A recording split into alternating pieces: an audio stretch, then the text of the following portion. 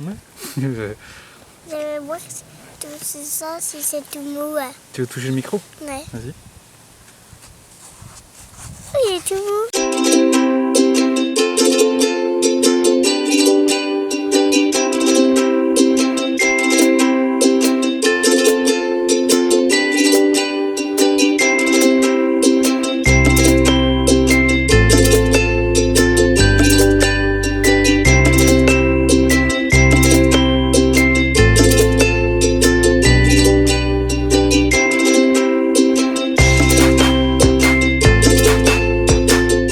Aujourd'hui, je voulais vous parler d'autonomie. Alors, c'est un sujet récurrent quand on aborde l'accompagnement de l'enfant, notamment en plus dans la bienveillance, la positivité. Ça va vraiment être de tendre à le rendre autonome. Parce que lorsque chaque membre d'un foyer est autonome, les relations, tout devient beaucoup plus simple. Et en fait, l'autonomie, c'est quelque chose qui est pourtant simple et inné chez tout le monde d'ailleurs.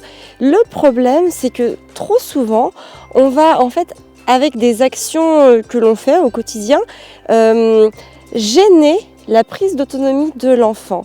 Et ça, on le fait sans s'en rendre compte, sans penser d'ailleurs que ça peut venir en fait gêner cet élan d'autonomie chez l'enfant. J'ai lu très récemment le livre d'Alexander Sutherland Neill, Libres enfants de Summerhill, et c'est vraiment très intéressant. Ça ouvre des pistes de réflexion très très larges, notamment sur justement la liberté et l'autonomie des enfants. Et en fait, en lisant ce livre, je me suis rendu compte que l'autonomie pouvait vraiment être apprise dès la naissance de l'enfant par des moyens très très simples.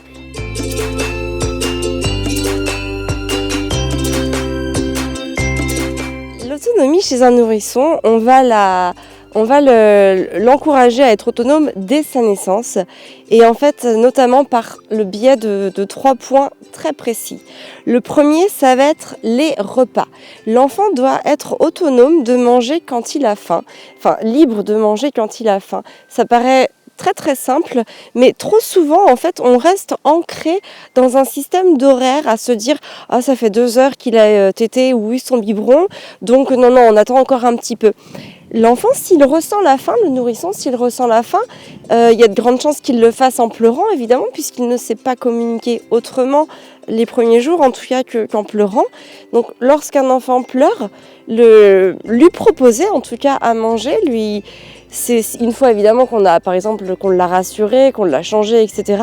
C'est vraiment ce qu'il y a de mieux à faire. Il doit être libre de gérer ses sensations de faim comme il l'entend.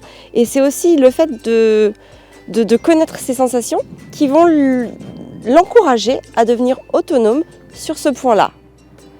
Un deuxième point pour encourager l'autonomie de l'enfant dès le berceau, ça va être sur le sommeil. Alors le sommeil, enjeu crucial entre parents et enfants, mais non, plus sérieusement, l'enfant doit dormir quand il en a envie. C'est-à-dire qu'un enfant que l'on va poser dans un lit et qui va s'endormir d'épuisement, c'est absolument pas constructif pour le développement de l'autonomie de l'enfant. Un enfant doit pouvoir dormir quand il a sommeil et ne pas dormir quand il n'a pas sommeil. Pour ça, c'est vrai que nous, on est pro lit au sol, afin que l'enfant, dès qu'il va pouvoir commencer à se mouvoir, puisse sortir de son lit pour rejoindre la pièce de vie et vaquer à ses occupations en toute autonomie justement.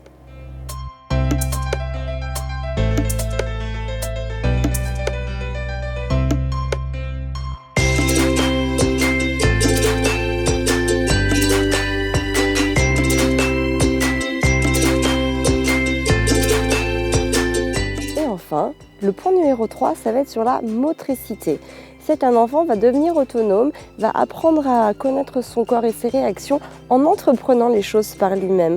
Si on le positionne par exemple en position assise alors qu'il n'est pas capable de s'asseoir, qu'est-ce qu'on fait? On le rend dépendant d'une relation, on le rend dépendant de son parent ou d'un accompagnateur en fait, l'enfant va donc être demandeur, puisqu'il va aimer cette position. Il y a de grandes chances qu'il l'aime bien, qu'il trouve ça agréable, ça va le changer du fait d'être allongé. Donc du coup, il va appeler pour qu'on le positionne dans cette position-là.